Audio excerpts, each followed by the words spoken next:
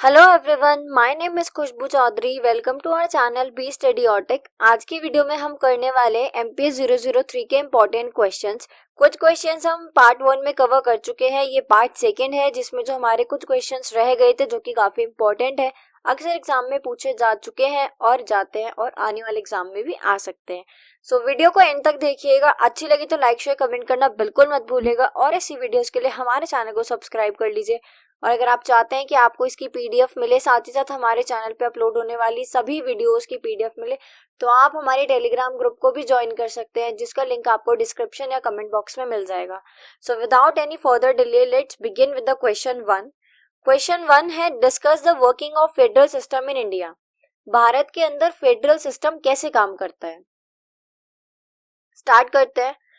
Federalism is a system of government in which powers have been divided between the center and its constituent parts such as state or province। देखो, federal system क्या होता है। Federal system का मतलब होता है जिसके अंदर जो पावर है वो दो हिस्सों में बटी होती है, सेंट्रल और स्टेट।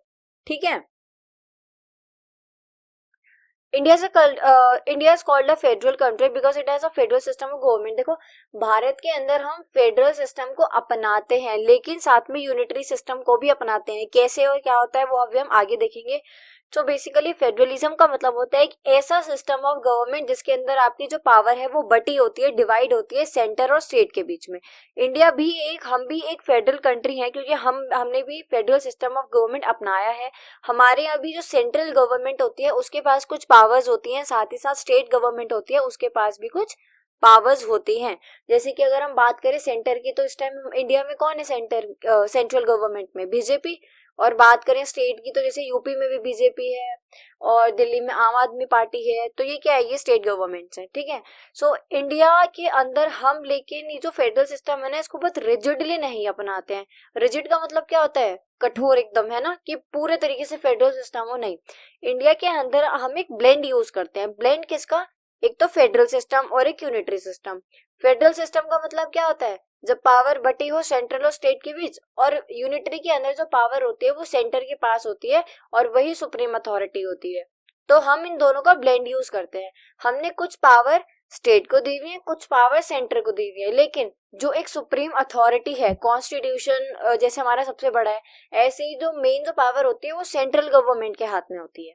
तो हम यहाँ पे दोनों का ब्लेंड यूज करते हैं। अभी कह रहे हैं कि इंडिया के अंदर जो फेडरलिज्म है वो कैसे प्रैक्टिस किया जाता है, तो ये टर्म हमें हमारे कॉन्स्टिट्यूशन से मिली है। और जैसे कि हम जानते हैं कि भारत में हमारे संविधान से बढ़ के हमारे ऊपर हमारे लिए कुछ भी नहीं है, है ना। इंडियन कॉन्स्टिट्यूशन सबसे सुप्रीम है। तो कुछ फीचर्स बताए हैं फेडरलिज्म के जो इंडिया में प्रैक्टिस किए जाते हैं, जैसे कि आपका division of power, constitutional supremacy, written constitution, rigidity, independent judiciary and a bicameral legislature. देखो, डिवीजन ऑफ पावर में ऐसे समझेंगे कि कुछ पावर सेंट्रल के पास है, कुछ स्टेट के पास है, कुछ एग्जीक्यूटिव के पास है, कुछ जुडिशरी, कुछ लेजिस्लेचर। अगर हम एग्जाम्पल ले तो हम देखा होगा जो यूपीएससी का एग्जाम देते हैं, उसमें जो भी उस एग्जाम को क्वालिफाई करते हैं और ट्रेनिंग के लिए जाते हैं, तो उसमें आपको वेरियस पोस्ट मिलती है। जैसे कि इंडियन एडमिनिस्ट्रेटिव सर्विस आईएएस मिलता है, इंडियन पुलिस सर्विस आईपीएस और आईआरएस आईएफएस, है ना, फॉरेन सर्विस मिलती है, इंडियन फॉरेस्ट सर्विस मिलती है। ये सारी सर्विसेज अलोकेट की जाती हैं और इन सभी सर्विसेज में अलग अलग लोगों को पावर दी गई है ना। जैसे हमें देखने को मिलता है एएलसी होते हैं, एमएलसी होते हैं, डीएम होते हैं, एमएलए होते हैं, एमपी होते हैं, मिनिस्टर होते हैं, चीफ मिनिस्टर, गवर्नर। तो हमारे यहाँ क्या है, डिवीजन ऑफ पावर दिया गया है, हर किसी को अपनी पावर दी गई है उसके काम के हिसाब से। ऐसे हमारे यहाँ कॉन्स्टिट्यूशनल सुप्रीमेसी होती है, जैसे कि हमने देखा कि हमारे यहाँ संविधान से बड़ा कुछ भी नहीं है। हमारा रिटन कॉन्स्टिट्यूशन है, रिजिडिटी है, लेकिन हमें साथ साथ फ्लेक्सिबिलिटी देखने को भी मिलती है क्योंकि अमेंडमेंट्स होते हैं ना। तो अब बहुत रिजिड होगा तो कैसे अमेंडमेंट्स हो पाएंगे, तो कहीं ना कहीं फ्लेक्सिबल भी है। इंडिपेंडेंट जुडिशरी और बाइकैमरल लेजिस्लेचर। नेक्स्ट क्वेश्चन है question 2। Identify the agencies of development, how did they contribute towards bringing women out into the productive arena. ये कह रहे हैं कि वो कौन सी एजेंसीज हैं गवर्नमेंट की, वो कौन सी एजेंसीज हैं जो विमेन्स को हेल्प करती हैं डेवलपमेंट में, यानी विमेन्स के डेवलपमेंट के लिए कौन कौन सी एजेंसीज हैं जो उनकी मदद करती हैं।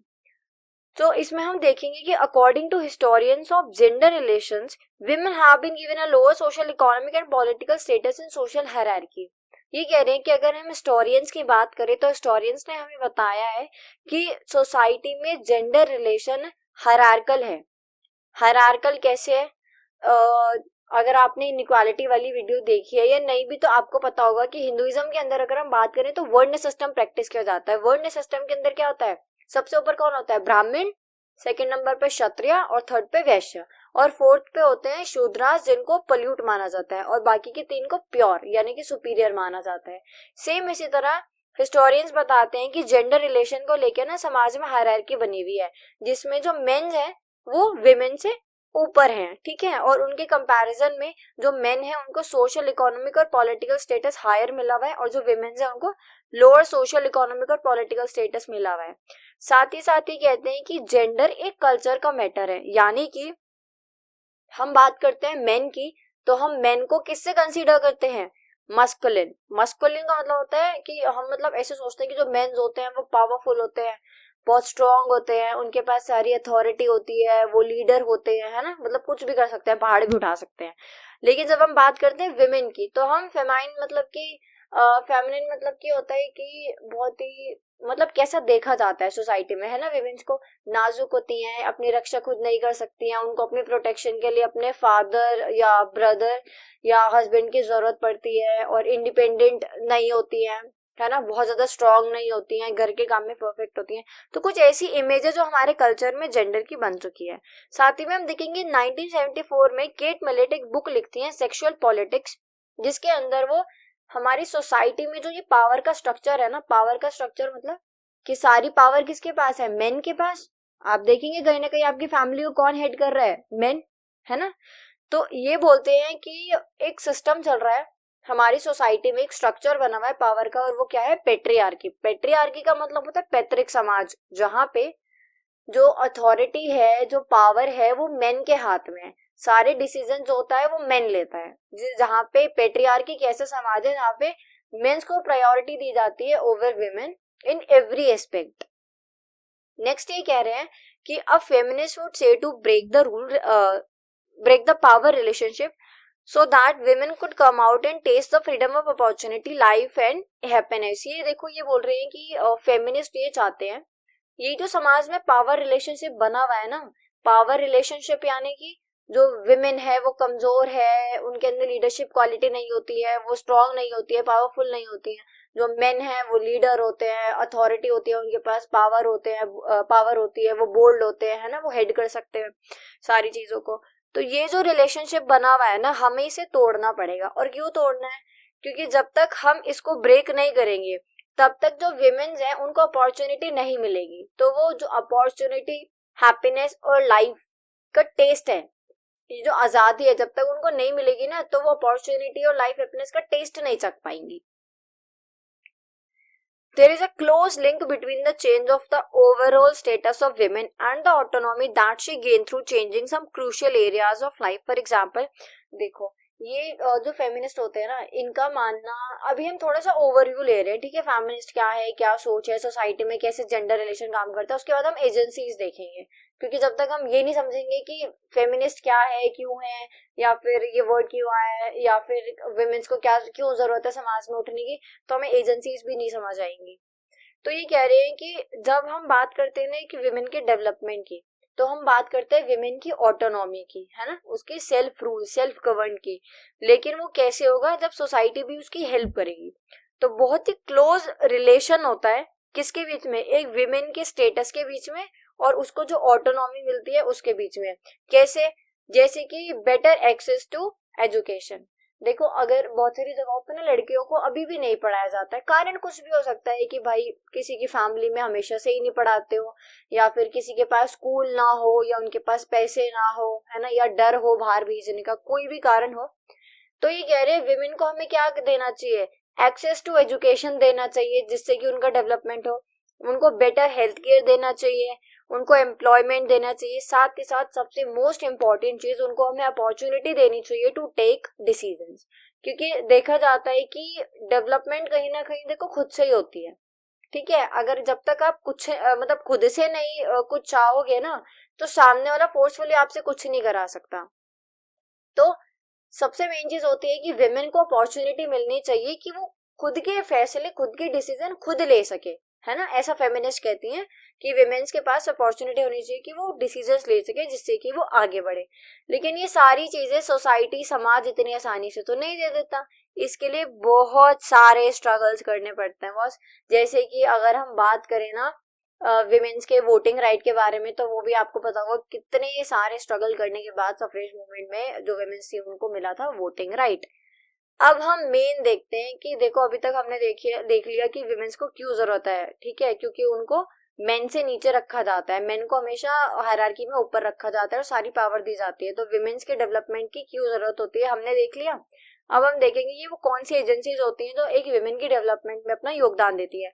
तो पहली एजेंसी है द इंडिविजुअल, यानी कि हर सेल्फ, एक विमेन खुद। सेकंड है कम्युनिटी, जिस कम्युनिटी में वो रहती है। तीसरा है स्टेट। अब हम इसको छोटे से एग्जाम्पल से समझेंगे। देखिए हम एग्जाम्पल ले सकते हैं एक लड़की का।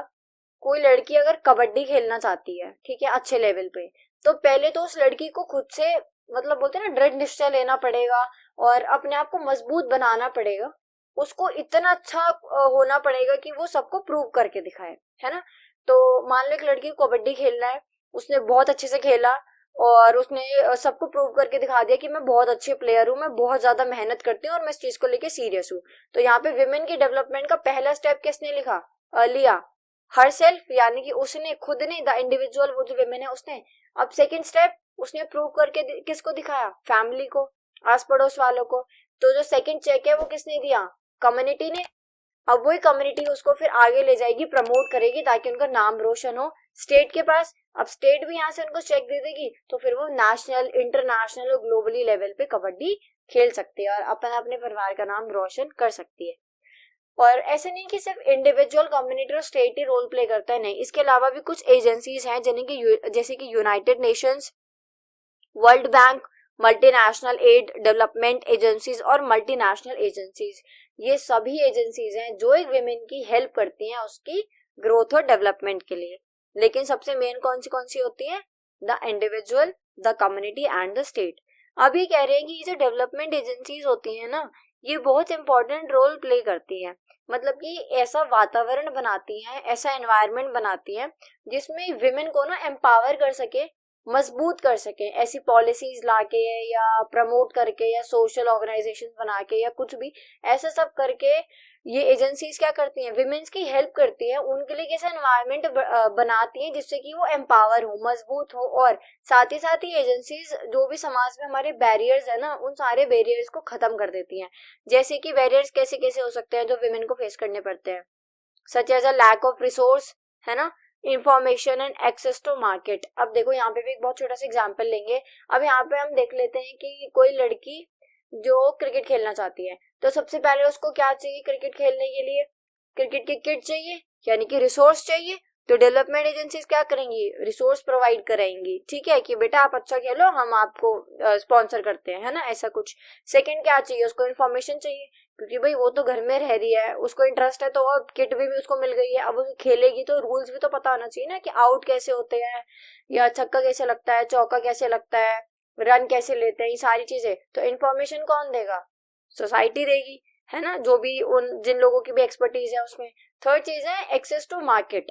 अब उसको फ्रीडम मिलेगी तो वो बेचारी मार्केट भी जा पाएगी, वहां से एक्सेस भी हर चीज का ले पाएगी।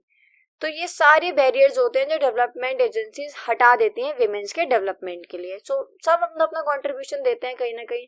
अभी कह रहे हैं कि जो पूरा आइडिया है ना विमेन्स के डेवलपमेंट का, वो बस इतना है कि विमेन्स को फ्रीडम दे दो। अगर उनको फ्रीडम मिल जाएगी ना, तो वो अपनी कैपेबिलिटीज के हिसाब से अपना डेवलपमेंट खुद कर लेंगी और अच्छा कर लेंगी। ऐसा किसका मानना है? ऐसा फेमिनिस्ट का मानना है, ठीक है। कि हमारी सोसाइटी में जब हम बात करते हैं विमेन्स के डेवलपमेंट की, तब हम बात करते हैं कि उनकी कैपेबिलिटीज के डेवलपमेंट की।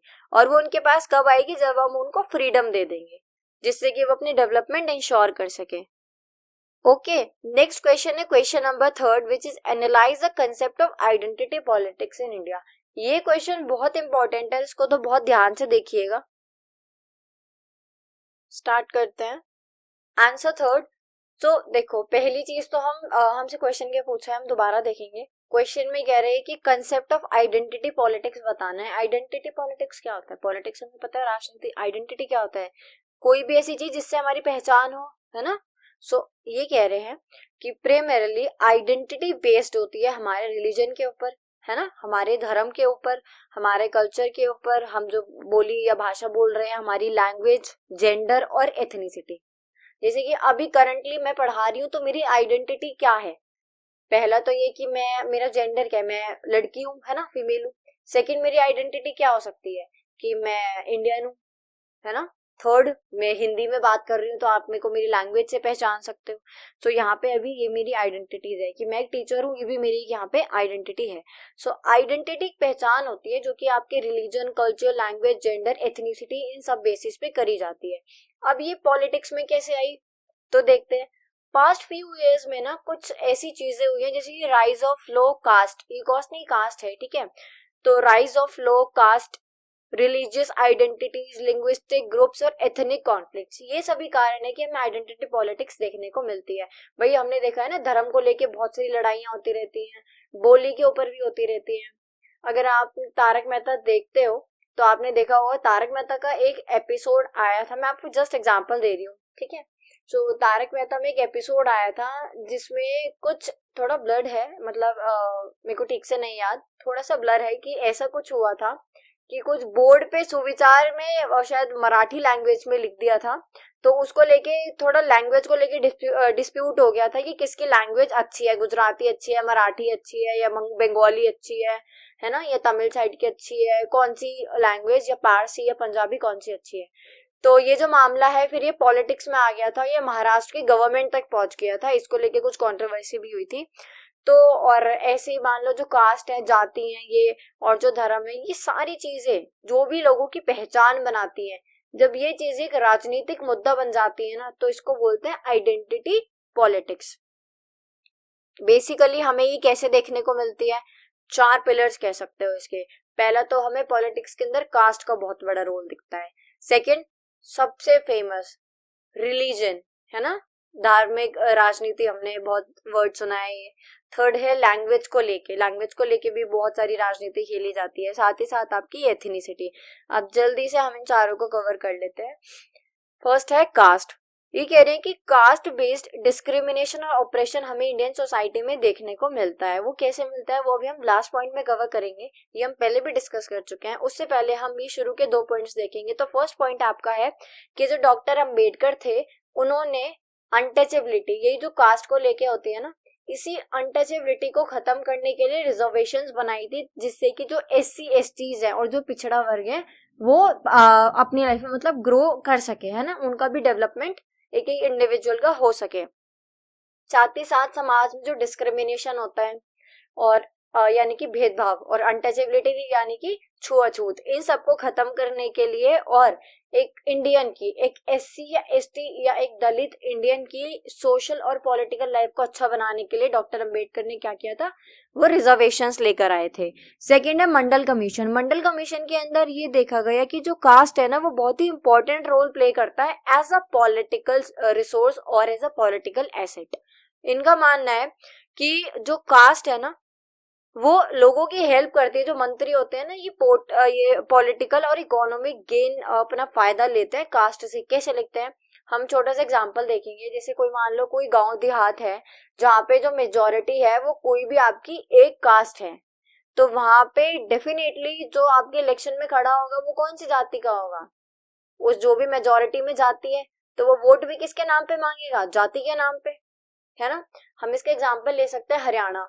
हरियाणा में जो मेजोरिटी है, राजस्थान साइड भी देख सकते हैं, तो हरियाणा में जो मेजोरिटी है वो किसकी है, जाटों की मेजोरिटी है ना। तो वहां से हम देखते हैं कि कोई सी भी पार्टी से जो मिनिस्टर है वो खड़े हुए, वो मोस्टली जो होता है 90% केस में वो जाट ही होते हैं। तो वहां पे कहीं ना कहीं हमें ये थोड़ा सा दिखता है कि मेजोरिटी जाटों की है, और जो वहां से मंत्री खड़े हो रहे हैं पार्टी, किसी भी पार्टी से, वो भी जो मेजोरिटी कास्ट है उससे खड़े हो रहे हैं। तो यहाँ पे हमें कास्ट पॉलिटिक्स दिखती है ना। यही कुछ हमें ये समझाने की कोशिश कर रहे हैं मंडल कमीशन के अंदर।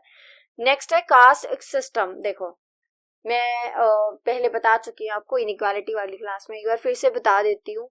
हमारी सोसाइटी में अगर हम इंडिया में बात करें, स्पेशली हम हिंदुइज्म में बात करें, तो एक वर्ण सिस्टम होता है जिसमें हमारे चार हमें देखने को मिलती हैं, जैसे कि ब्राह्मण्स जो हाईएस्ट रैंक पे होते हैं, सेकंड है क्षत्रियास, सेकंड और थर्ड है वैश्य और फोर्थ है शूद्र। ब्राह्मण, क्षत्रिय और वैश्यास को ऊपर रखा जाता है, इनको प्योर माना जाता है। ब्राह्मण्स कौन होते हैं? प्रीस्ट यानी कि पंडित, है ना, जिनके पास वेदों का, पुराणों का, ग्रंथों का ज्ञान होता है। क्षत्रियास कौन होते हैं? वॉरियर्स, किंग्स, रूलर्स, है ना। और वैश्यास कौन होते हैं? जो कॉमर्स में और बिजनेसमैन ये सब होते हैं। तो ऐसा माना जाता है कि भाई देखो, ब्राह्मण के पास ज्ञान है, क्षत्रिय के पास ताकत है और वैश्य के पास मनी है ना, धन है। तो इन तीनों के पास कहीं ना कहीं किसी ना किसी चीज की पावर है और इनको इसीलिए ना प्योर माना जाता है।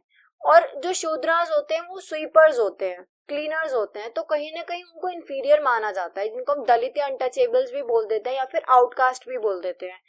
तो इसी को लेके ना काफी पॉलिटिक्स भी चलती है, क्योंकि ये ना एक प्योरिटी और पोल्यूशन का कंसेप्ट बन गया है कि भाई ब्राह्मण, क्षत्रिय और वैश्यास प्योर हैं और जो आपके दलित हैं या फिर जो शूद्रास हैं वो आउटकास्ट हैं या फिर वो पल्यूट हैं। इसीलिए एक स्टिग्मा बना हुआ है कि जो अशूद्रास होते हैं वो रिचुअली इम्प्योर होते हैं और इसी कारण उनको जॉब्स वगैरह नहीं मिलती हैं, है ना, सोसाइटी में इतना ऊपर नहीं माना जाता है। तो उनको गरीबी का सामना करना पड़ता है, उनको पॉवर्टी यानी कि गरीबी, denial of political power, illiteracy, ये सारी चीजें फेस करनी पड़ती हैं। हालांकि हमने अभी पढ़ा कि अंबेडकर साहब ने उनके लिए क्या बनाए थे, रिजर्वेशंस बनाए हुए हैं ना डॉक्टर अंबेडकर ने। ये क्या थी? ये थी कास्ट पॉलिटिक्स, ठीक है। सेकेंड है रिलीजन। ये क्वेश्चन आपको थोड़ा सा लंबा दिखेगा, बट मैंने ये इसलिए करा है क्योंकि ये एग्जाम में आपके आने के 70% चांसेस हैं, तो फिर आपको अच्छा खासा कंटेंट भी चाहिए होता है लिखने के लिए, इसीलिए। सो सेकेंड देखते हैं रिलीजन। तो देखो, रिलीजन तो बहुत ही फेमस है और अगर आप इंडिया में हो तो आप इसको फील भी कर सकते हो। आप देखते हैं कि आइडेंटिटी पॉलिटिक्स में रिलीजन कैसे आता है। तो अगर हम भारत की बात करें तो भाई हमारा भारत कितना प्यारा है, तो यहाँ पे बहुत सारे धर्म भी हमें देखने को मिलते हैं। हिंदुइज्म है, इस्लाम है, सिखिज्म है, क्रिश्चियनिटी है, बुद्धिज्म है, और भी बहुत सारे मेजर रिलीजन्स हैं जो इंडिया में प्रैक्टिस किए जाते हैं, है ना, जो लोग फॉलो करते हैं। लेकिन अगर हम न्यूमेरिकली देखें, नंबर्स में देखें, तो मेजोरिटी किसकी है? हिंदुओं की, है ना, हिंदूज की मेजोरिटी है। तो कहीं ना कहीं इस मेजोरिटी से, हिंदू की जो मेजोरिटी है, इससे इंस्पायर होके हिंदू लॉयलिस्ट ग्रुप बने। और जैसे कि ये ग्रुप है आरएसएस यानी कि राष्ट्रीय स्वयं सेवक संघ, और आपकी शिवसेना, और पॉलिटिकल पार्टीज जैसे कि बीजेपी, साथ ही साथ हिंदू महासभा। तो ये कुछ हिंदू लॉयलिस्ट ग्रुप हैं जिनका ये दावा है, जो क्लेम करते हैं कि भारत एक हिंदू राज्य है ना, एक हिंदू स्टेट है। अब यही जो क्लेम है, ये जो बाकी रिलीजन है उनके लिए थ्रेट का कारण बनता है। अब कैसे बनता है? जो बाकी रिलीजन है ना, ये कौन है आपके? सिखिज्म, क्रिश्चियनिटी, इस्लाम। अब ये सब क्या सोचते हैं कि भाई ये तो बात कर रहे हैं हिंदू राज्य की, अगर मेजोरिटी आ जाती है ना, हिंदू राज्य बन जाता है, तो कहीं ना कहीं बाकी के जो धर्म है उनको ये डर रहता है कि वो अपने रिलीजन को नहीं फॉलो कर पाएंगे, या फिर उनसे उनके धर्म की आजादी छीन ली जाएगी, है ना, या फिर वो अपने कल्चर को फॉलो नहीं कर पाएंगे। तो ये जो होमोजेनाइजिंग क्लेम्स है ना, ये आपकी आरएसएस, बीजेपी, हिंदू महासभा और शिवसेना के कि भारत एक हिंदू राज्य है, ये डर पैदा करता है जो बाकी धर्म है उनके लिए, फिर जो भी मजहब है उनके लिए, और उनको फिर डर लगता है कि कहीं उनसे जो उनके रिलीजियस राइट्स हैं वो सब छीन ना लिए जाएं। इस चक्कर में आके क्या होता है? दंगे होते हैं, लड़ाइयां होती हैं और बहुत सारा मास डिस्ट्रक्शन होता है, बहुत सारे लोगों की जान जाती है। तो ऐसे रिलीजन बहुत इंपॉर्टेंट आपका एक टॉपिक बनता है आइडेंटिटी पॉलिटिक्स के अंदर। नेक्स्ट है language. Identity claims are also based on those who bound together by their language. अब देखो, पहले हमने क्या देखा था? कास्ट, फिर देखा रिलीजन, अब लैंग्वेज। तो लैंग्वेज को लेके कुछ ऐसा ही कि जब इंडिपेंडेंस का टाइम था तो कांग्रेस ने बोला था कि हम स्टेट को रीऑर्गेनाइज करेंगे, यानी स्टेट की बाउंड्रीज बनाएंगे हम उनके लैंग्वेज के हिसाब से, ठीक है। क्योंकि वही देखो, बहुत सारे चैलेंजेस हमारे सामने आए थे नेशन बिल्डिंग के अंदर, हमें वो अभी आगे क्वेश्चन में एथनिसिटी वाले में डिस्कस करेंगे। क्यों आए थे? इंडिया एक डाइवर्स कंट्री है, हम नए नए आजाद हुए थे, हमें एक अपने नेशन को मजबूत बनाना था, अच्छे से डेमोक्रेसी लेके आनी थी, सबको प्यार से रहना सिखाना था, मतलब बहुत सारी चीजें थी।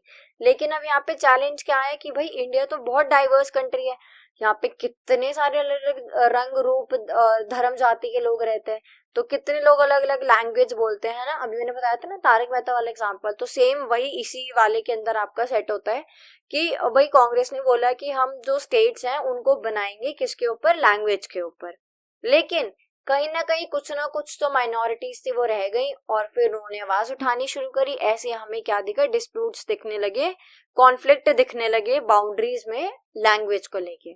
ठीक है, हमने देखा है ना कि पंजाब के अंदर मोस्टली पंजाबी बोली जाती है, महाराष्ट्र के अंदर मराठी, गुजरात के अंदर गुजराती, है ना, और बिहार के अंदर बिहारी भाषा बोली जाती है।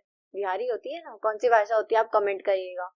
ठीक है, और राजस्थान के अंदर राजस्थानी, तो ये सारी लैंग्वेज, हरियाणा के अंदर हरियाणवी बोलते हैं, तो ये सारी लैंग्वेजेस है ना।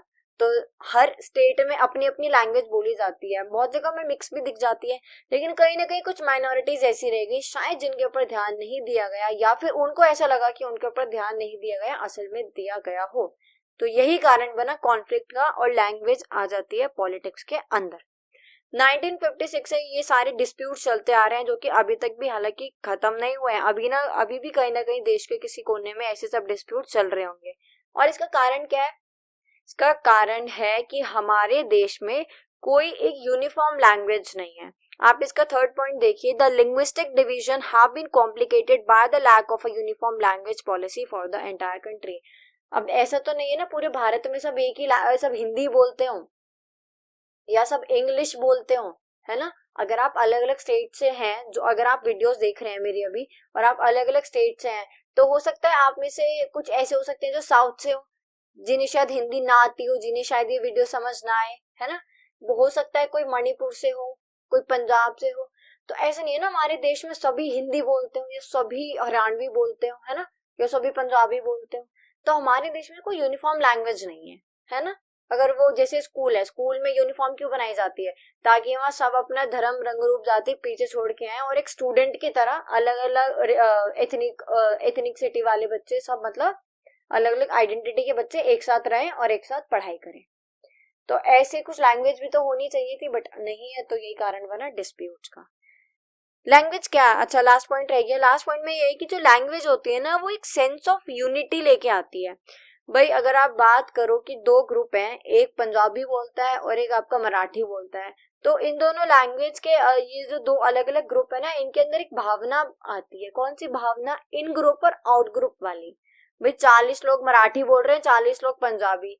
अब जो मराठी वाले हैं ना, वो सब 40 के 40 आपस में इन ग्रुप हैं, लेकिन जो उनके सामने पंजाबी हैं वो भूल जाते हैं कि वो उन्हीं के देश के हैं और उन्हीं के भाई बहन है। नहीं, वो कौन है, वो आउट ग्रुप वाले हैं। क्यों, क्योंकि वो पंजाबी बोल रहे हैं। ऐसे पंजाबी को लग सकता है कि ये जो मराठी है ये आउट ग्रुप वाले। ठीक है, तो मैं इसी पे एग्जांपल दे रही हूँ कि जब हमारी आइडेंटिटी पॉलिटिक्स में आ जाती है तो हम भूल जाते हैं कि हम एक ही देश के अंदर रहते हैं। हम अपनी जाति, धर्म, लैंग्वेज, इन सारी चीजों को राजनीति के अंदर देखते हैं। फिर लास्ट है आपका एथनिसिटी। एथनिसिटी के अंदर हम दो चीजें देखेंगे। पहली चीज ये है कि जो आइडेंटिटी होती है वो सिंगल बेसिस पे होती है, कि आप 10 जने हो, आप 10 के 10 सेम लैंग्वेज बोल रहे हो, आप 10 के 10 सेम रिलीजन से हो, सेम कास्ट से हो या सेम रीजन से हो। सेकंड होता है आपकी फॉर्मेशन, आपकी आइडेंटिटी जो है उसकी फॉर्मेशन होती है जहाँ पे अलग अलग कल्चर के लोग रहते हो, जो अलग अलग कस्टम, रीजन, रिलीजन, कास्ट को फॉलो करते हो। अब यहाँ पे देखो क्या बनता है, यहाँ पे आपको दो चीजें देखने को मिलेंगी, दो आउटकम्स निकल के आते हैं। या तो हारमोनियस होगा या फिर कॉन्फ्लिक्चुअल होगा। यानी कि जब आप एक ही जगह पे, जैसे कि हम इंडिया की बात करें, हम कितने सारे अलग अलग लोग रहते हैं ना, हमारी हम गली के आसपास भी देखें तो अलग अलग धर्म के लोग रहते हैं। कोई हिंदू है, मुस्लिम है, सिख है, ईसाई है, बुद्ध है ना, कितने सारे अलग अलग रहते हैं। कोई मराठी बोलता है, कोई पारसी बोलता है, कोई बंगाली बोलता है, कोई हिमाचली साइड भाषा बोलता है, बोली बोलता है।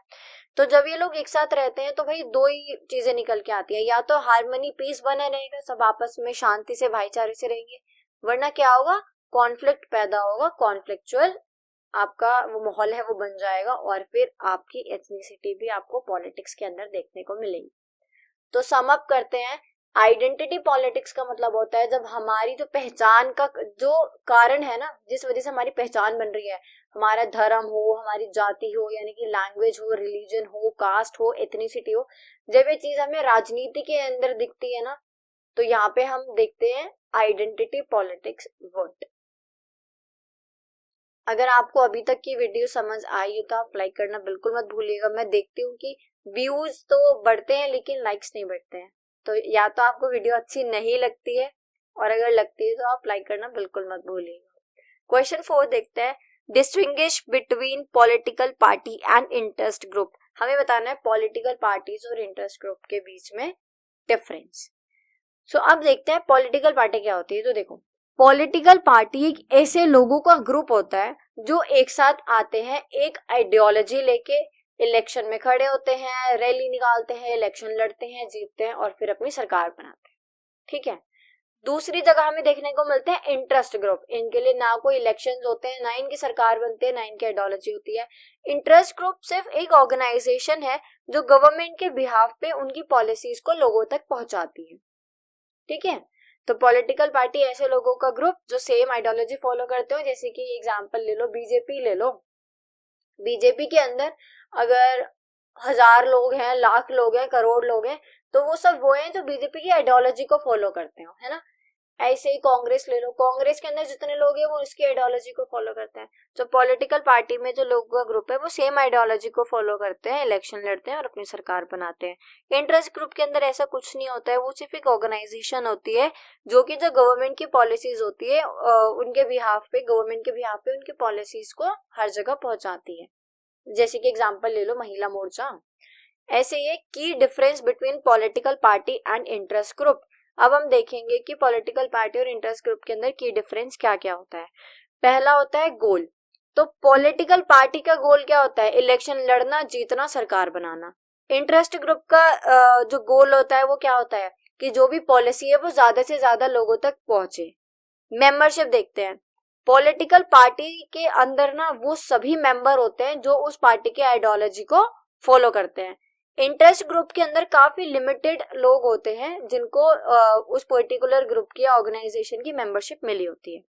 फंडिंग की बात करें तो पॉलिटिकल पार्टीज की जो फंडिंग होती है वो गवर्नमेंट सब्सिडीज से होती है, डोनेशन से होती है जो उनके सपोर्टर्स करते हैं, या फिर जो कैंपेन होते हैं ना उनके कंट्रीब्यूशन से होती है। दूसरी साइड जो इंटरेस्ट ग्रुप होते हैं उनकी जो फंडिंग होती है वो या तो डोनेशन से होती है या फिर जो कॉर्पोरेट फंडिंग होती है, वो जैसे हमने देखा है ना जो टाटा है वो काफी फंडिंग करते हैं एनजीओज और सारे ग्रुप्स वगैरह में। ऐसे देखते हैं इन्फ्लुएंस।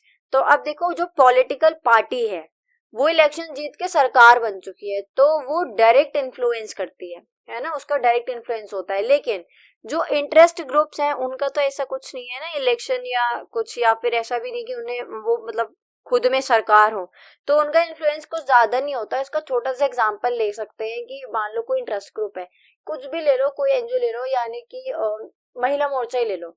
कहीं पे भी जो महिला मोर्चा के लोग हैं वो गए हैं किसी भी एक लेडी को इंसाफ दिलाने के लिए, तो वहां पे वो क्या करेंगे, वो जाएंगे लेकिन उनकी बात तो कोई ऐसे मानेगा नहीं, तो वो अपने साथ क्या करेंगे, पुलिस की हेल्प लेंगे और एडवोकेट्स की हेल्प लेंगे।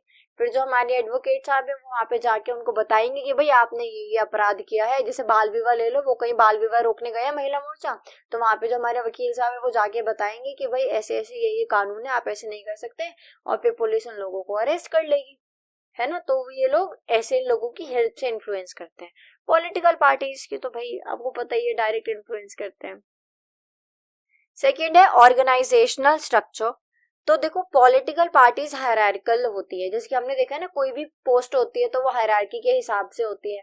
अगर आपको कॉलेज में भी पढ़ाना है तो आप डायरेक्ट प्रोफेसर नहीं लग सकते, आपको पहले 12th करनी होगी, फिर ग्रेजुएशन करनी होगी, फिर मास्टर्स करनी होगी, फिर आपको यूजीसी नेट या फिर सीएसआईआर नेट जो भी आप एग्जाम देना चाहते हो गेट का, वो सारे आपको एग्जाम देने पड़ेंगे। उसके बाद जाके आपका इंटरव्यू होगा, उसके बाद आप जाके असिस्टेंट प्रोफेसर लगते हो, फिर आप पीएचडी करोगे, फिर ऐसे ऐसे पोस्ट बढ़ती रहेगी, तब जाके आप बाद में प्रोफेसर बनोगे।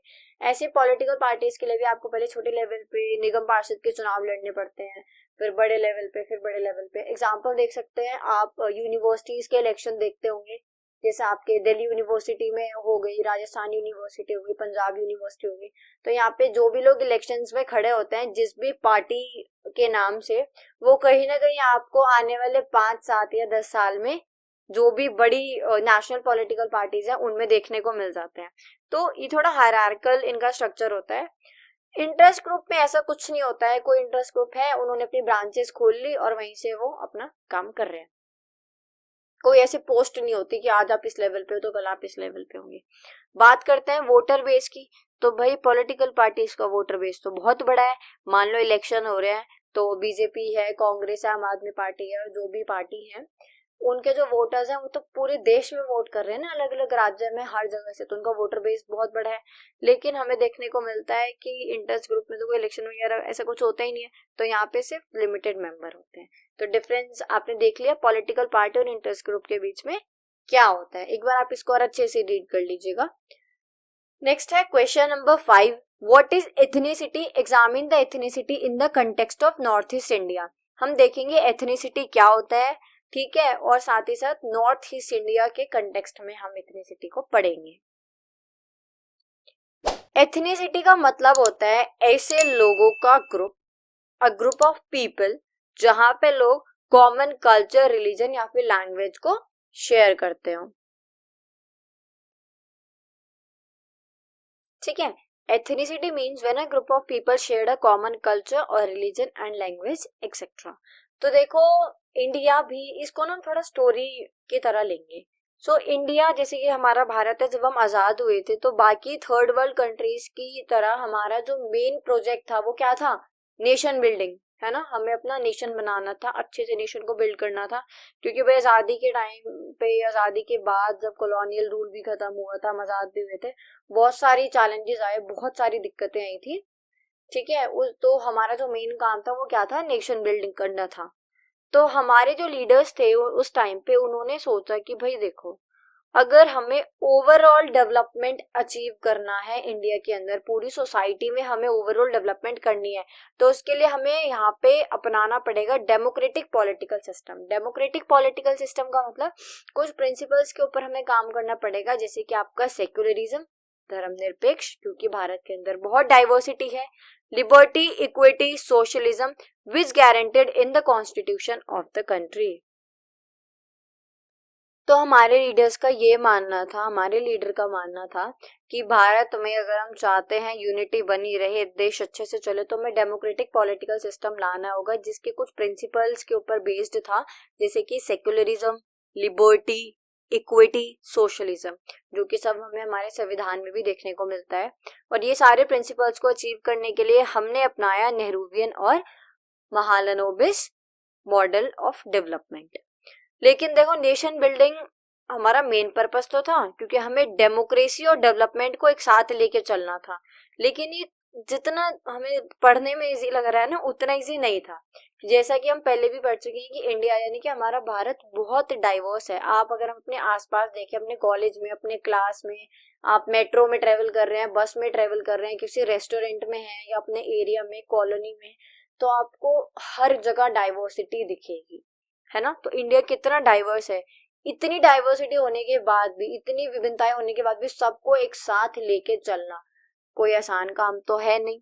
बहुत सारे चैलेंजेस आए थे, क्योंकि इंडिया के अंदर ना ही सिर्फ अलग अलग कास्ट के, रिलीजियस के, ट्राइबल ग्रुप्स के लोग थे, साथ ही साथ अलग अलग कल्चर फॉलो करते हैं, अलग अलग लैंग्वेज है, अलग अलग रीजन से लोग आए हैं जिनकी हिस्ट्रीज अलग अलग है, कल्चरल ग्रुप और बहुत सारी चीजें।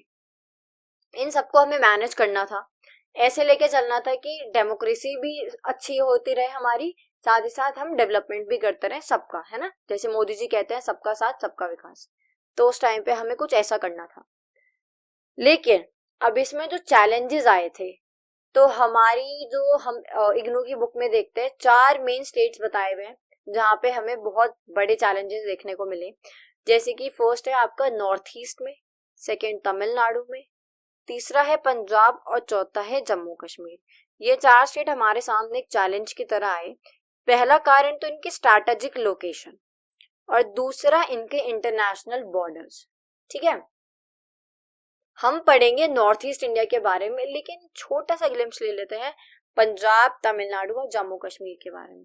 सो जम्मू कश्मीर के अंदर क्या चैलेंज आया होगा, आपको क्या लगता है? कि वही पाकिस्तान की इंटरफेरेंस थी, तो इतना आसान तो नहीं था जम्मू कश्मीर को साथ मिलाना। पंजाब के अंदर खालिस्तानियों ने डिमांड करी थी कि उनको अलग स्टेट चाहिए, है ना। साथ ही साथ तमिलनाडु में हमें द्रविडियन मूवमेंट देखने को मिला था, वो कह रहे थे कि सरकार हम पे ध्यान नहीं दे रही है ना। तो हम पढ़ेंगे लेकिन यहाँ पे नॉर्थ ईस्ट इंडिया के बारे में, एथनिसिटी हमें कैसे नॉर्थ ईस्ट इंडिया के अंदर एज अ कॉन्फ्लिक्ट देखने को मिला। तो अब हुआ क्या, नॉर्थ ईस्ट इंडिया क्या है, वही जिसे हम सेवन सिस्टर्स बोलते हैं, मणिपुर, मेघालय, मिजोरम, नागालैंड, है ना। तो ये जो 7 बहनें हैं, यहाँ पे कितनी सारी अलग अलग ट्राइब्स रहती हैं, जातियां, जनजातियां, ये नॉन ट्राइबल लोग भी रहते हैं, सब अलग अलग भाषा का इस्तेमाल करते हैं, सबका अलग कल्चर है, खाना पीना, रहन सहन, कल्चर, ट्रेडिशन।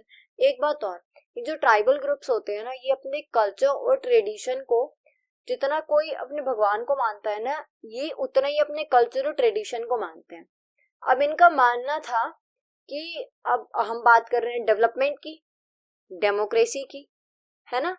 तो अगर डेवलपमेंट हुआ यानी कि मॉडर्नाइजेशन होगा, और मॉडर्नाइजेशन हुआ तो जो इनकी ट्रेडिशन है उनको खतरा है। साथ ही साथ अगर ये स्टेट इंडिया के साथ मिल जाते हैं तो कहीं ना कहीं ये माइनॉरिटी में है, तो इनके ऊपर ध्यान नहीं दिया जाएगा और इनसे इनके कल्चर छीने जा सकते हैं, ऐसा सब इनका मानना था। अब देखते हैं कि हमें पढ़ना क्या है।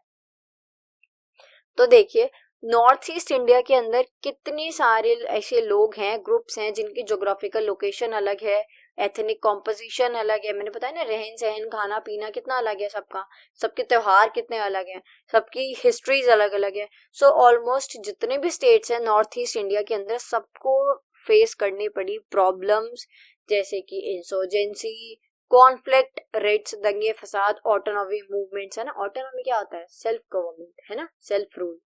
तो ये सारी चीजें एक न एक टाइम पे 7 सिस्टर्स को फेस करनी पड़ी थी, और धीरे धीरे ये सारे जो कॉन्फ्लिक्ट्स, रेट्स, ऑटोनॉमी मूवमेंट्स और एथनिक इंसर्जेंसीज थी, इन सब ने कहीं ना कहीं आगे जाके वॉयलेंट ये हो चुके थे, है ना, वॉयलेंट फॉर्म ले लिया था। स्टार्ट करते हैं नागालैंड और मिजोरम से। शुरू में हुआ क्या कि जो नागालैंड और मिजोरम है, उन्होंने बोला कि हम भारत के साथ नहीं जुड़ना चाहते, भारत जबरदस्ती हमें अपने साथ जोड़ रहा है, हम अपना एक सोवरेन स्टेट चाहते हैं, है ना। Start from Nagaland, Mizoram, there are forces in most of the state of northeast India which believe that they are not Indians, their territories have been merged with India forcibly without their consent, and they would prefer to have their own sovereign nation state. वो demand करते थे अपने sovereign nation states की, और वो नहीं चाहते थे इंडिया के साथ जुड़ना। कारण क्या था, कारण मैंने भी आपको बताया था, है ना, कि कहीं ना कहीं उनको खतरा था, उनको ट्रेडिशन ना पीछे रह जाए, कल्चर ना रह जाए। साथ ही साथ नागालैंड के अंदर ये जो इंसर्जेंट ग्रुप्स थे, ये जो इंडियन कॉन्स्टिट्यूशन है, हमारे जो भारत का संविधान है, उसमें जो 6th शेड्यूल दिया गया है, ये उसको भी नहीं मानते थे। हमारे जो फर्स्ट जनरल इलेक्शन हुए थे 1952 में, नागालैंड ने उसको भी बॉयकॉट किया था और बोला था कि हमें तो हमारा सोवरेन स्टेट चाहिए। नाम भी सोच लिया था इन्होंने, the federal Republic of Nagaland. ठीक है, हुआ क्या, पास्ट 2 डिकेड्स के अंदर ये जो इंसर्जेंट ग्रुप्स थे ना, ये धीरे धीरे देखा गया कि सारे स्टेट्स में पनपने लगे, सारे स्टेट्स में बढ़ने लगे। कारण क्या था, कारण कहीं ना कहीं इनका जो हमारी नेबरिंग कंट्रीज है ना, उनका सपोर्ट था इन्हें, या तो कह सकते हैं कि वो इनके कान भर रही थी, है ना, जो भी यहाँ के राजा थे, जो भी सब लोग थे, मंत्री, राजा या लोग, ट्राइब्स जो भी थे। तो ये कुछ कारण रहे होंगे जिनकी वजह से ये भारत के साथ जुड़ना नहीं चाहते थे, इनके अंदर डर पैदा हो गया था कि इनको नेग्लेक्ट किया जाएगा, या फिर इनकी जो माइनॉरिटी है उस पर बिल्कुल भी ध्यान नहीं दिया जाएगा। तो ये चाहते थे ये अलग अपना स्टेट बनाए, नेशन बनाए, किसकी लीडरशिप में, national socialist council of Nagaland, NSCN। ठीक है, उसके बाद आते हैं असम। तो असम के अंदर हमें देखने को मिलता है बहुत सारी जो ट्राइब्स रहती हैं, जैसे कि खासीज, जैंतियास और गारोस, जिन्होंने मूवमेंट किया 1960 में, और उसका रिजल्ट क्या निकला, एक सेपरेट स्टेट बना मेघालय। हाँ, असम से अंदर एक स्टेट निकल के आता है मेघालय, जो कि 1972 में हमें देखने को मिला। अब ये जो इंसर्जेंट ग्रुप्स थे, इनका टारगेट क्या था भाई, ये सीधा सीधा भी तो बोल सकते थे ना कि हमें भारत के साथ नहीं जुड़ना, हमें खतरा है माइनॉरिटीज, हमारे कल्चर, रिलीजन और हमारा जो भी लैंग्वेज है, ट्रेडिशन है, वो सब हम कहीं पीछे ना छोड़ दें, या हमें ऑपरेस ना किया जाए, है ना, जो मेजोरिटी है वो हमें सप्रेस ना करे। लेकिन इन्होंने अपना टारगेट बना लिया था इंसर्जेंट ग्रुप्स ने, ठीक है। और टारगेट कौन था?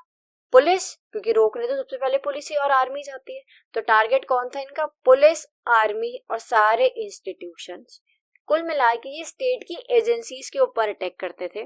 और इनके जो एक्शन थे वो हमें किस में देखने को मिलते थे? एथनिक रेट्स, यानी कि दंगे की फॉर्म में।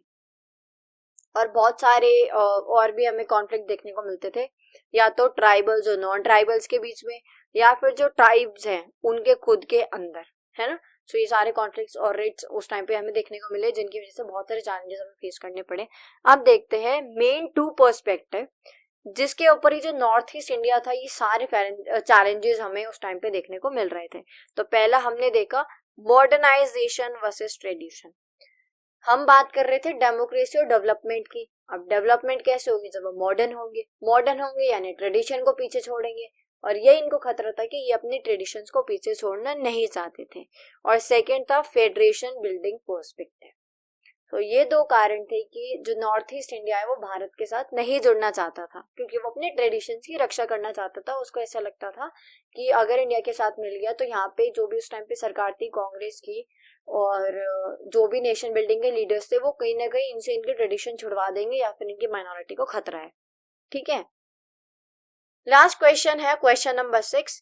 What do you understand by sustainable development? The perspective of developed and developing world. Sustainable development क्या होता है और डेवलप्ड और डेवलपिंग वर्ल्ड को का क्या पर्सपेक्टिव है इसको लेके। देखो ये बहुत अच्छी लाइन है जो आप अपने एग्जाम में जरूर लिख के आना। लाइन कुछ ऐसी है कि sustainable development is development that meets the needs of the present without compromising the ability of future generations to meet their own needs. Sustainable development का मतलब है ऐसा डेवलपमेंट जिसमें आप लोग अपनी रिसोर्सेज का कुछ इस तरीके से यूज करो कि आपकी जो नीड्स हैं वो तो फुलफिल हो जाए, साथ ही साथ जो आने वाले फ्यूचर जनरेशन है ना उनको एटलीस्ट अपनी जो उनकी बेसिक नीड्स हैं उनसे कॉम्प्रोमाइज ना करना पड़े। छोटा सा एग्जांपल लेंगे, पेट्रोल या डीजल। आप सब जानते हैं पेट्रोल को बनने में हजारों लाख साल लग जाते हैं, है ना। अगर लेकिन आज के टाइम पे क्या चल रहा है, शाम के टाइम में या रात के टाइम में जो हमारी यूथ है ना, जो हम क्या बोलते हैं उनको जेंजी बोलते हैं, है ना, जो जेंजीज हैं वो क्या करते हैं, गाड़ियां बाइक ये सब लेके निकल जाते हैं ऐसे ही बस घूमने के लिए, रोड्स नापने के लिए, है ना। तो ये क्या कर रहे हैं, पेट्रोल ही तो वेस्ट कर रहे हैं, है ना। अब भाई कुछ कहेंगे कि उनका पैसा है, उनकी गाड़ी है, वो पेट्रोल वेस्ट कर सकते हैं, लेकिन इससे एक तो पेट्रोल खर्च हो रहा है, दूसरा हमारे एनवायरमेंट को खतरा है ना, तीसरा जब पेट्रोल खत्म हो जाएगा तो उसकी फिर प्राइस भी बढ़ जाएंगी, सो इकोनॉमिकली भी सब अफोर्ड नहीं कर पाएंगे। और चौथा, क्योंकि पेट्रोल को बनने में हजारों लाख साल लगते हैं, अगर ये खत्म हो जाएगा तो फ्यूचर जनरेशन क्या करेगी, पूरी तरीके से तो इलेक्ट्रिक गाड़ियां भी नहीं आई है ना।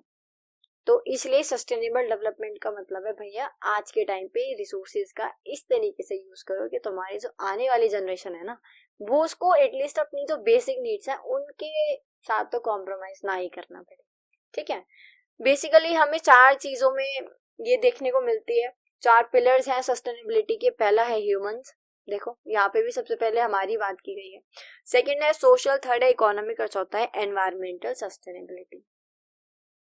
अच्छा आपको एक चीज और पता है डेवलपमेंट के नाम पे क्या हो रहा है, अगर आप मेट्रोपॉलिटन सिटीज से हैं या फिर नहीं भी है तो आपने देखा होगा जहां से भी मेट्रो जाती है, मेट्रो की लाइन निकलती है, या फिर हाईवे, सबवे, क्रॉसिंग, पासेस या इंडस्ट्रीज, जो भी ये सारी चीजें बनते हैं वहां पे thousands of numbers of plants और ट्रीज को डिस्ट्रॉय किया जाता है।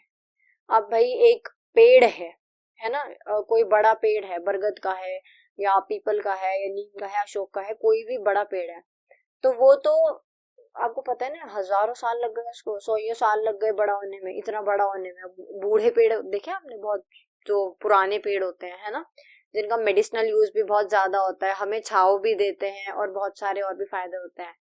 तो ये जो मेट्रो की लाइन, रोड्स, ट्रांसपोर्ट, आपका क्या बोलते हैं हाईवे, इन सब के चक्कर में क्या होता है, डेवलपमेंट के नाम पे सारे पेड़ों को कट कर दिया जाता है, और ये क्या है, एनवायरमेंट के लिए खतरा ही तो है। तो कहीं ना कहीं डेवलपमेंट के नाम पे जो डेवलपिंग कंट्रीज और डेवलप्ड कंट्रीज हैं ये हमारे एनवायरमेंट को हार्म कर रही है। कैसे, ये अभी हम आगे देखेंगे। उससे पहले हम एक एग्जांपल ले सकते हैं, जैसे कि गांधी जी ने एक बार बोला था, ये लाइन मुझे बहुत अच्छी लगी, the earth is enough to satisfy the human needs but next to nothing to satisfy the greed of even one individual. कि गांधी जी ने एक बार बोला था कि हमारी जो पृथ्वी है, जो अर्थ है, उसके पास इतना है कि वो हर एक इंडिविजुअल की नीड्स को फुलफिल कर सकती है, लेकिन हमारी अर्थ के पास इतना नहीं है कि वो एटलीस्ट किसी एक इंडिविजुअल की ग्रीड को पूरा कर सके। बोलते हैं ना, जरूरतों का अंत होता है लेकिन लालच का कोई अंत नहीं है ना। तो हमारी पृथ्वी के पास इतने रिसोर्सेज हैं, इतना सब कुछ है कि वो हर एक इंडिविजुअल की नीड्स को फुलफिल कर सकती है, लेकिन किसी के लालच को पूरा नहीं कर सकती है। और ये क्यों बोला? तो गांधी जी का मानना है कि जो वेस्टर्न अप्रोच है ना डेवलपमेंट के, जो वेस्टर्न कंट्रीज हैं, ये डेवलपमेंट के नाम पे क्या प्रेफर करती हैं? माइंड्स ओवर हैंड्स, यानी कि ये लेबर को कट करते जा रहे हैं और माइंड्स का यूज यानी कि मशीन्स और टेक्नोलॉजी को एडवांस करते जा रहे हैं। जैसे कि हम अभी देखते हैं ना, रिसेंट टाइम में जो एआई है वो कितने लोगों की जॉब खा गई, ऐसे बोलते हैं ना, एआई कितने लोगों की जॉब्स ले गई। ऐसे ही देखते हैं कि मैन ओवर नेचर, इन्हें फर्क नहीं पड़ रहा भाई कि नेचर को क्या हो रहा है, कितने जंगलों में आग लग रही है, कितने जानवर नष्ट हो रहे हैं, कितने पेड़ कट रहे हैं, एनवायरनमेंट का क्या हाल है, नदियां नाले गंदे हो गए हैं, कोई साफ पानी नहीं रहा है। नहीं, इनको मतलब है सिर्फ मैन की ग्रीड से और टेक्नोलॉजी से, है ना। ये टेक्नोलॉजी को रखते हैं एक्सपीरियंस के ऊपर, और ये सारी चीजें जो है रूट कॉज बनती हैं, जड़ का कारण बनती हैं किसका? अनसस्टेनेबल डेवलपमेंट का। और साथ ही साथ ये जो वेस्टर्न वर्ल्ड है ना, ये काम करता है प्रिंसिपल के ऊपर। कौन सा प्रिंसिपल?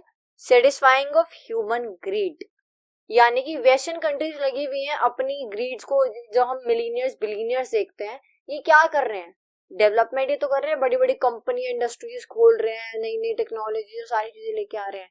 तो कहीं ना कहीं ये क्या कर रहे हैं? हमारे एनवायरमेंट को, हमारी अर्थ को हार्म कर रहे हैं डेवलपमेंट के नाम पे, है ना। तो ये कह रहे हैं जो वेस्टर्न कंट्रीज हैं, इनकी जो अप्रोच है ना डेवलपमेंट की, वो ये अपनी सिर्फ ह्यूमन ग्रीड, अपने लालच को पूरा करने के लिए, लालच को सेटिस्फाई करने के लिए कर रहे हैं, जो कि नेचर और मैनकाइंड दोनों को लेके ही वायलेंस है। लेकिन जो गांधी जी हैं वो उनके जो प्रिंसिपल्स हैं वो क्या है? वो नॉन वायलेंस और ट्रुथ के ऊपर बेस्ड है। अब देखते हैं डेवलप्ड वर्ल्ड का क्या पर्सपेक्टिव है।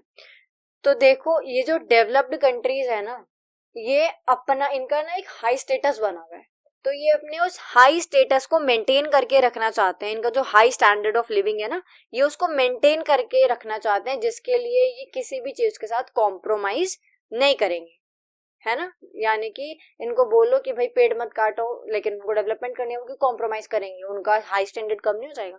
सो ये जो डेवलप्ड कंट्रीज हैं, ये अपने हाई स्टेटस को मेंटेन करने के लिए, हाई स्टैंडर्ड ऑफ लिविंग को मेंटेन करने के लिए कॉम्प्रोमाइज नहीं करना चाहते, और साथ ही ब्लेम करते हैं पुअर कंट्रीज को कि ये जो पुअर कंट्रीज है, इनमें जो इतनी पॉपुलेशन बढ़ रही है ना, ये कारण बनती जा रही है, थ्रेट बनती जा रही है, काफी सीरियस थ्रेट। किसके लिए?